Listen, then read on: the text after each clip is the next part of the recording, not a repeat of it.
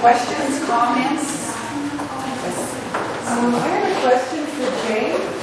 In Alan Taylor's book, I really love the context because he really explains the Federalists versus the Republicans, and what you learn is the never thus. Yeah. So when Benjamin Franklin and others come up assuming that Lower Canada will fight on behalf of the Americans during the American Revolution, they're saying the Republican message was that, we'll protect you. You've been screwed.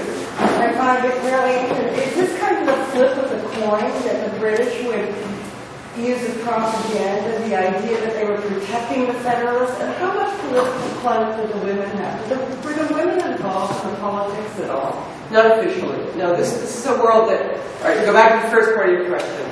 I actually think that these colonial leaders who talk about the Federalists, and they're quite explicit, actually do believe it. Because, they're actually they get reports out shortly after the war breaks out of the riots in Baltimore. Huge riots in Baltimore, right? They were really trying to call in handbasket. And they actually turn to each other and you say, you see what happens with those Republicans? They just get themselves out of hand. And they know by 1814 that the United States, that has been the Hartford Convention, and there is a real sense that the United States could divide over this war. Right.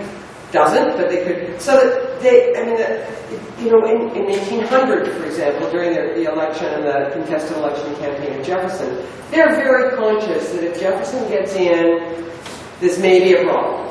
This may be a problem for us because he tends to think that the French Revolution, this is what they believe, is a good thing. Yeah. And so they actually watch all of this. And they, like many Europeans, believe the United States is just going to fly apart anyway. Right? It's too big, it can't survive. Even in its, at that point, relatively, at that point big, but for our terms, relatively small. So that it is part of a propaganda campaign, there's no question. It's actually not a terribly successful campaign, because most people don't want to fight anyway. But I think there is an element under there of, these Federalists are our friends. They're the folks on the other side who are the merchants. They're the ones who are closest to us. This is where they live. They are our neighbors.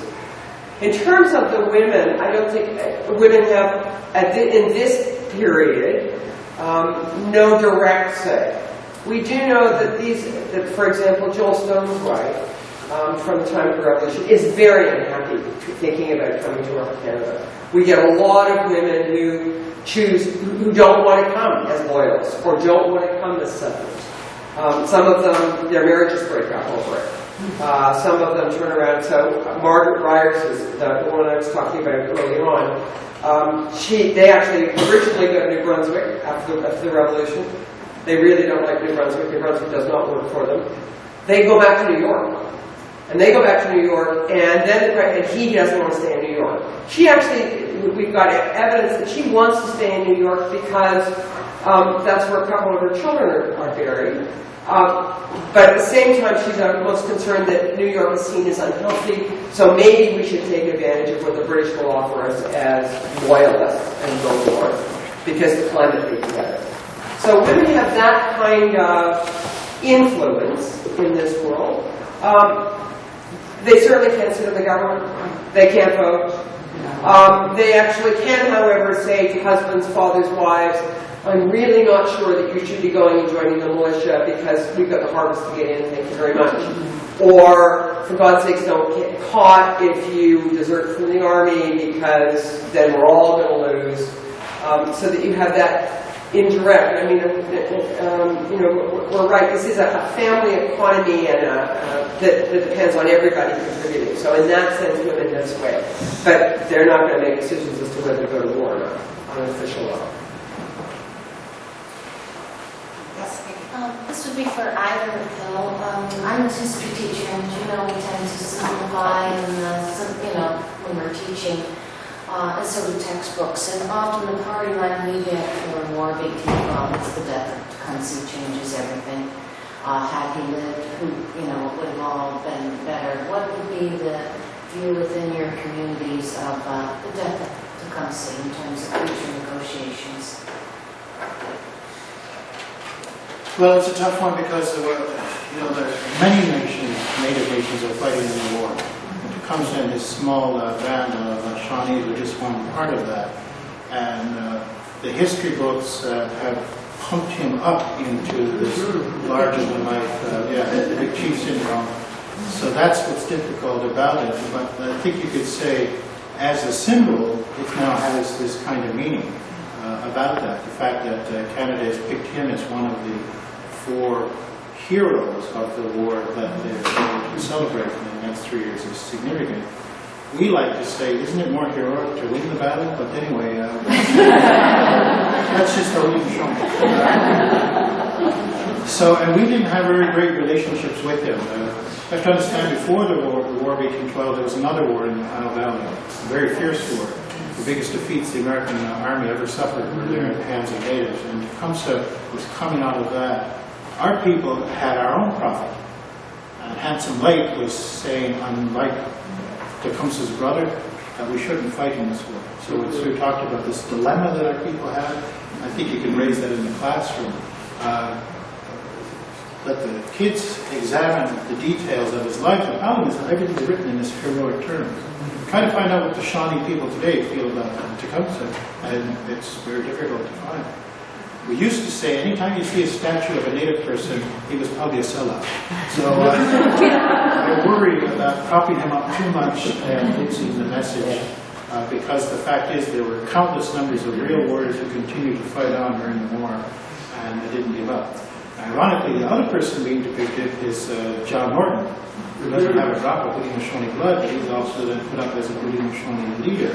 So this is what we're saying back home too, if the women were the real leaders, but because that conversation was in our language beyond the written page, we don't know exactly what we said. So I would just say just be very careful not to get into hero worship too much with Tecumseh and some of the other leaders. However, his message, not one more inch of land are we going to relinquish, that rings true to this very day. And so I think if we focus on that, what was Tecumseh trying to protect native land under native jurisdiction? That's a good story. I would just add too that certainly for the Haudenosaunee, because we had different agendas, right? I think the most sort of unconsidered, in terms of if we're going to talk about the big chiefs, was actually one of the only chiefs who wasn't a chief at the time, but that's John Grant, who gained a lot of respect for his military prowess in a number of battles in the Niagara region, who later was chosen by his female relatives to assume the lead, they call it the lead position, it's still an equal position, but the first seat of the Mohawk Council in the title of the Billy Hold'em.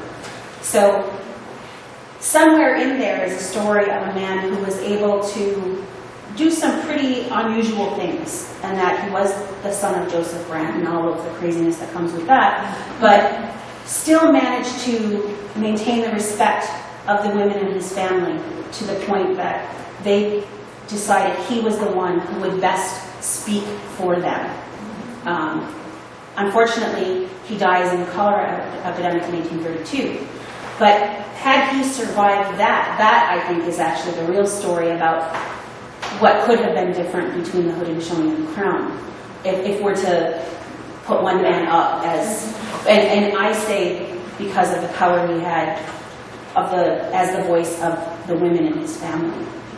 And that's the story that rarely gets discussed. And if it is, they talk about the fact that he's Joseph Grant's son, that he also became the Indian agent, which is a very interesting component. And then also was elected to the provincial legislature, although they called the election out because a number of the men who voted for him were leaseholders and not landowners. So he actually lost the election, but he would have if they had allowed leaseholders to vote. So that's the story that I think, for us, is probably more interesting than grander than I'm going to call this formal session to a close. because there'll be an opportunity to chat over coffee or some juice or whatever you'd like. So I think if we could take 10 minutes for the break, but just before that, I would like to acknowledge that this is a wonderful venue, but we're a very small organization. Without the support of NC's Own Foundation and Senator Nancy Root, we would not be here today. So a round of applause for